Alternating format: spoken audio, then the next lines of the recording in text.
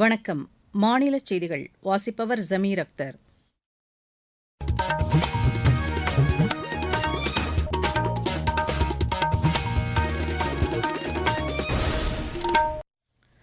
தலைப்புச் செய்திகள்.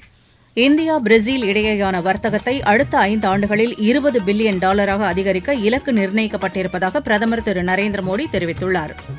பிரதமர் திரு நரேந்திர மோடிக்கு உயரிய விருதை பிரேசில் அதிபர் திரு லுலா டா சில்வா வழங்கி கௌரவித்தார். தொழிலாளர் வருங்கால வைப்பு நிதி நிறுவனத்தின் 96% உறுப்பினர்களுக்கு சென்ற நிதியாண்டிற்கான வட்டித் தொகை வழங்கப்பட்டிருப்பதாக மத்திய அமைச்சர் திரு மன்சுக் மாண்டவியா தெரிவித்துள்ளார். கேரளாவில் நிஃபா வைரஸ் பரவலை அடுத்து தமிழக எல்லையோர மாவட்டங்களில் கண்காணிப்பு தீவிரப்படுத்தப்பட்டுள்ளது. உலகக்கோப்பை வில்வித்தை தகுதிச்சுற்றுப் போட்டிகளில் இந்தியாவின் ரிஷப் யாதவ், ஜோதி சுரேகா ஆகியோர் தனிநபர் மற்றும் குழு பிரிவில் முன்னிலை பெற்றுள்ளனர். இனி விரிவான செய்திகள். பிரதமர் திரு நரேந்திர மோடி பிரேசிலுடனான வர்த்தக உறவுகளை மேலும் வலுப்படுத்துவது குறித்து அந்நாட்டு அதிபர் திரு லூயிஸ் இனாஷியோ லுலா டா சில்வாவுடன் பேச்சு நடத்தினார். பிரேசில் அதிபருடனான சந்திப்புக்கு பின்னர் பிரேசிலியாவில் கூட்டாக செய்தியாளர்களுக்கு திரு நரேந்திர மோடி பேட்டியளித்தார். அப்போது அந்நாட்டுடனான வர்த்தகத்தை அடுத்த 5 ஆண்டுகளில் $20 பில்லியன் அதிகரிக்க இலக்கு நிர்ணயிக்கப்பட்டிருப்பதாக அவர் கூறினார். இந்திய ஏற்றுமதியாளர்கள் சந்தை வாய்ப்புகளை மேம்படுத்துவதற்கு ஏதுவாக அந்நாட்டுடன் வர்த்தக ஒப்பந்தத்தை விரிவுபடுத்துவதற்கு இரு நாடுகளும் இணைந்து செயல்படுவது குறித்து ஆலோசித்ததாகவும் பிரதமர் குறிப்பிட்டார். இந்தியாவின் UPI டிஜிட்டல் பண பரிவர்த்தனை சேவையை பிரேசில் நாட்டில் செயல்படுத்துவதற்கான திட்டத்தையும் திரு நரேந்திர மோடி வெளியிட்ட அறிக்கையில் உறுதி செய்துள்ளார். மதிப்பு கூட்டப்பட்ட உணவுப் பொருள் ஏற்றுமதி, வேளாண் தொழில்நுட்பம், செயற்கை நுண்ணறிவு போன்ற துறைகளில் இரு நாடுகளுக்கும் இடையேயான உறவுகளை மேம்படுத்துவது தொடர்பாகவும் தாம் பேச்சு நடத்தியதாக அதில் கூறியுள்ளார். முன்னதாக பிரதமர் திரு நரேந்திர மோடிக்கு பிரேசில் நாட்டின் உயரிய விருதான grand collar of the national order of the southern cross என்ற விருதை அந்நாட்டு அதிபர் வழங்கி கௌரவித்தார். இதற்காக பிரதமர் திரு நரேந்திர மோடி நன்றி தெரிவித்துக் கொண்டார்.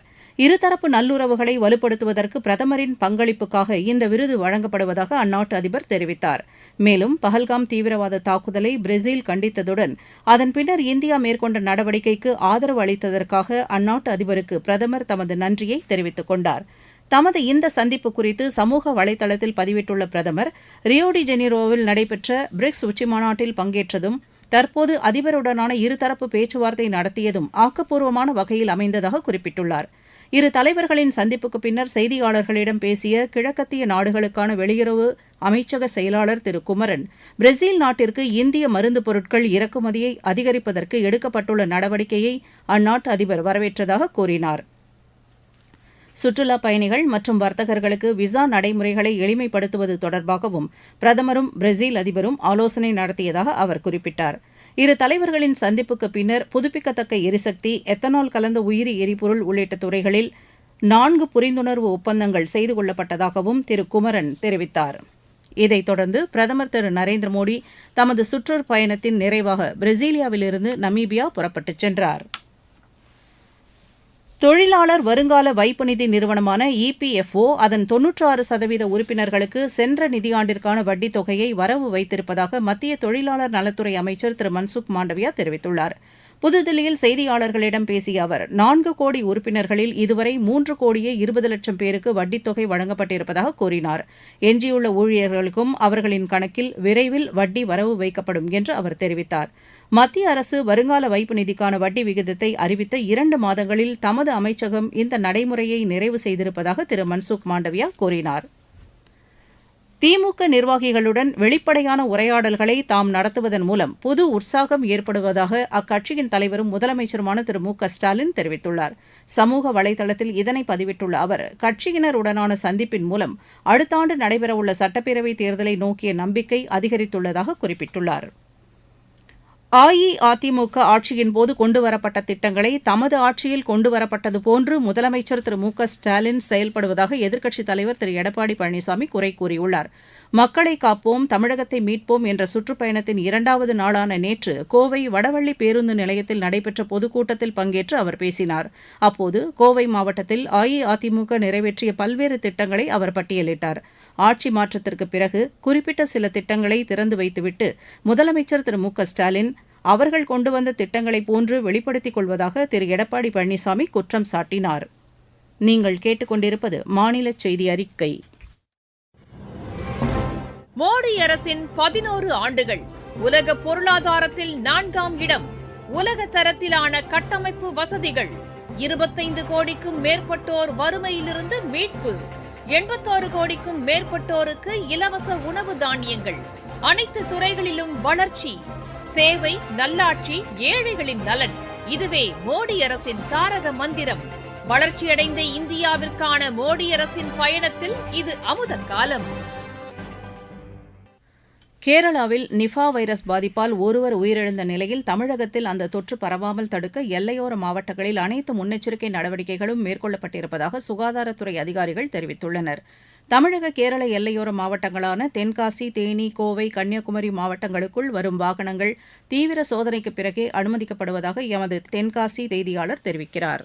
கேரளாவில் நிபா வைரஸ் பரவல் எதிரொலியாக தமிழக கேரள எல்லைப் பகுதிகளில் சுகாதாரத்துறை சார்பில் தடுப்பு முன்னெச்சரிக்கை பணிகள் மேற்கொள்ள சுகாதாரத்துறை அதிகாரிகள் அறிவுறுத்தல். அண்டை மாநிலமான கேரளா மாநிலத்தில் பாலக்காடு உட்பட 3 மாவட்டங்களில் நிபா வைரஸ் பரவி வருகிறது. கேரள எல்லையோர மாவட்டமான தமிழக எல்லை மாவட்டங்களில் சுகாதாரத்துறை சார்பில் தடுப்பு நடவடிக்கைகளை முன்னெச்சரிக்கையாக மேற்கொள்ள வேண்டுமெனவும் சுகாதாரத்துறை அதிகாரிகள் அறிவுறுத்தியுள்ளனர். மேலும் மாவட்டத்திற்கு நுழையக்கூடிய அனைத்து வாகனங்களையும் தீவிர சோதனைக்கு உட்படுத்தப்பட்ட பின்னரும் மேலும் காய்ச்சல் கண்டறியப்பட்டால் அதற்கான முன்னெச்சரிக்கை நடவடிக்கை பணிகளை சுகாதாரத்துறை மேற்கொள்ள வேண்டுமென அறிவுறுத்தியுள்ளது. தென்காசி மாவட்டத்திலிருந்து செந்தில். காவிரி நீர்பிடிப்பு பகுதிகளில் பெய்து வரும் தொடர் மழை காரணமாக ஒகேனக்கல் காவிரி ஆற்றில் தண்ணீர் வரத்து 43,000 கன அடியாக அதிகரித்துள்ளது. அருவிகளில் வெள்ளப்பெருக்கு ஏற்பட்டுள்ளதால் சுற்றுலாப் பயணிகள் குளிப்பதற்கும் பரிசல் பயணம் மேற்கொள்வதற்கும் 15வது நாளாக இன்றும் தடை விதிக்கப்பட்டுள்ளதாக எமது செய்தியாளர் தெரிவிக்கிறார். ஒகேனக்கல் காவிரி ஆற்றில் மீண்டும் தண்ணீர் வரத்து அதிகரித்துள்ளது. இன்று காலை 6 மணி நிலவரப்படி வினாடிக்கு 43,000 கனஅடியாக தண்ணீர் வரத்து அதிகரித்துள்ளது. நேற்று காலை 6 மணி நிலவரப்படி வினாடிக்கு 28,000 கனஅடியாக இருந்த தண்ணீர் வரத்து படிப்படியாக அதிகரித்து வருகிறது. இந்நிலையில் கடந்த 15 நாட்களாக ஒகேனக்கல் காவிரி ஆற்றில் வெள்ளப்பெருக்கு ஏற்பட்டுள்ளது. பிரதான அருவி, சினி அருவி, 5 அருவி பகுதிகளில் தண்ணீர் பெருக்கெடுத்து கொட்டுகிறது. இதனை அடுத்து சுற்றுலா பயணிகள் அருவிகளில் குளிப்பதற்கும் பரிசல் பயணம் மேற்கொள்ளவும் கடந்த 15 நாட்களாக தடை நீட்டிக்கப்பட்டுள்ளது. பாதுகாப்பு பணிகளில் காவல்துறையினர், தீயணைப்பு வீரர்கள் மற்றும் ஊர்காவல் படையினர் ஈடுபடுத்தப்பட்டுள்ளனர். தொடர்ந்து காவிரி ஆற்றில் வரும் தண்ணீரின் அளவை தமிழக எல்லையான பெலிகுண்டிலில் மத்திய நீர் ஆணைய அதிகாரிகள் கண்காணித்து வருகின்றனர். தருமபுரியில் இருந்து தண்டபாணி. இருவரிச் செய்திகள். பிரான்ஸ் நாட்டின் மார்சிலி நகரில் காட்டுத்தீ பரவி வருவதால் அங்கு விமான சேவைகள் தற்காலிகமாக நிறுத்தி வைக்கப்பட்டுள்ளன. பாகிஸ்தானின் கைபர் பக்துன்குவா மாகாணத்தில் உள்ள கொச்சி பஜார் பகுதியில் ஏற்பட்ட தீ விபத்தில் 2 தீயணைப்பு வீரர்கள் உட்பட 5 பேர் உயிரிழந்தனர். நாகாலாந்து முதலமைச்சர் திரு நெஃப்யூ ரியோ தலைமையிலான உயர்நிலைக் குழுவினர் ஜப்பான் சென்றுள்ளனர். உத்தரப்பிரதேச மாநிலம் மீரட்டில் சர்தார் வல்லபாய் பட்டேல் வேளாண் பல்கலைக்கழகத்தில் புதிய தொழில்நுட்ப மையத்தை மத்திய அமைச்சர் திரு தர்மேந்திர பிரதான் தொடங்கி வைத்தார். கர்நாடக மாநிலத்தில் லக்ஷர் இ தொய்பா தொடர்பான வழக்கு குறித்து தேசிய புலனாய்வு அமைப்பினர் நடத்திய சோதனையில் 3 பேர் கைது செய்யப்பட்டுள்ளனர். தலைநகர் தில்லியில் அரசு பள்ளிகளில் 900 கோடி ரூபாய் மதிப்பில் ஸ்மார்ட் வகுப்பறைகளை அமைப்பதற்கு அம்மாநில அமைச்சரவை ஒப்புதல் அளித்துள்ளது. பிற்படுத்தப்பட்டோர் மற்றும் சிறுபான்மையினர் நலத்துறை சார்பில் கன்னியாகுமரியில் நேற்று நடைபெற்ற நிகழ்ச்சியில் மாநில அமைச்சர் திரு மனோ தங்கராஜ் பயனாளிகளுக்கு நலத்திட்ட உதவிகளை வழங்கினார். திண்டுக்கல் மாவட்டம் பழனி முருகன் கோவிலில் உலக நலன் வேண்டி 108 வலம்புரி சங்குகளில் புனித நீர் வைத்து சிறப்பு பூஜை நடைபெற்றது. விளையாட்டுச் செய்தி. உலகக்கோப்பை வில்வித்தை தகுதிச் சுற்றுப் போட்டிகளில் இந்தியாவின் ரிஷப் யாதவ், ஜோதி சுரேகா ஆகியோர் தனிநபர் மற்றும் குழு பிரிவில் முன்னிலை பெற்றுள்ளனர். ஸ்பெயினின் மேட்ரிடில் தொடங்கியுள்ள இப்போட்டியில் தனிநபர் பிரிவில் ரிஷப் யாதவ் 716 புள்ளிகளுடன் முதலிடம் பிடித்துள்ளார். இவர்களுக்கு அடுத்தபடியாக பிரியான்ஷ், அமன் சைனி ஆகியோர் 10 மற்றும் 11வது இடங்களை பிடித்துள்ளனர். ஆசிய போட்டிகளில் சாம்பியன் பட்டம் வென்ற ஜோதி சுரேகா வெண்ணம் மகளிர் குழு பிரிவில் 715 புள்ளிகளுடன் முதலிடத்தை பிடித்துள்ளார். பர்னீத் கவுர், பிரித்திகா பிரதீப் ஆகியோர் மகளிர் குழு பிரிவில் 7வது மற்றும் 10வது இடத்தை பிடித்துள்ளனர். இதன் மூலம் இந்தியா குழு பிரிவில் முன்னிலை வகிக்கிறது. மீண்டும் தலைப்புச் செய்திகள். இந்தியா பிரேசில் இடையேயான வர்த்தகத்தை அடுத்த 5 ஆண்டுகளில் $20 பில்லியன் அதிகரிக்க இலக்கு நிர்ணயிக்கப்பட்டிருப்பதாக பிரதமர் திரு நரேந்திர மோடி தெரிவித்துள்ளார். பிரதமர் திரு நரேந்திர மோடிக்கு உயரிய விருதை பிரேசில் அதிபர் திரு லுலா டா சில்வா வழங்கி கௌரவித்தார். தொழிலாளர் வருங்கால வைப்பு நிதி நிறுவனத்தின் 96% உறுப்பினர்களுக்கு சென்ற நிதியாண்டிற்கான வட்டித் தொகை வழங்கப்பட்டிருப்பதாக மத்திய அமைச்சர் திரு மன்சுக் மாண்டவியா தெரிவித்துள்ளார். கேரளாவில் நிஃபா வைரஸ் பரவலை அடுத்து தமிழக எல்லையோர மாவட்டங்களில் கண்காணிப்பு தீவிரப்படுத்தப்பட்டுள்ளது. உலகக்கோப்பை வில்வித்தை தகுதிச் சுற்றுப் போட்டியில் இந்தியாவின் ரிஷப் யாதவ், ஜோதி சுரேகா ஆகியோர் தனிநபர் மற்றும் குழு பிரிவில் முன்னிலை பெற்றுள்ளனர். இத்துடன் இந்த செய்தி அறிக்கை நிறைவு பெற்றது.